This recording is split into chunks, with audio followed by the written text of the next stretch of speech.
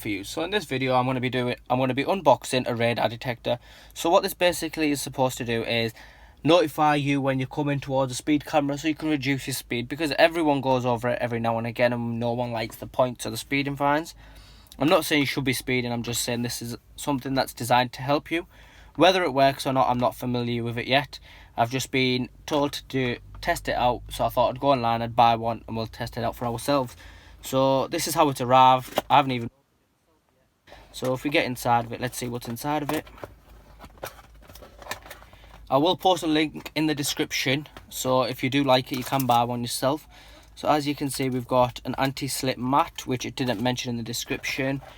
This is the power cable for it, with the on and off switch in the back.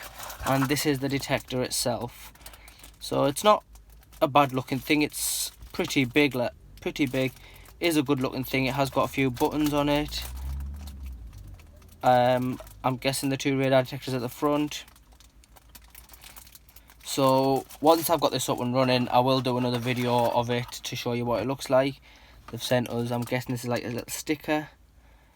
Oh, it's got a warranty card on it. And then it's got the radar detector quick start guide.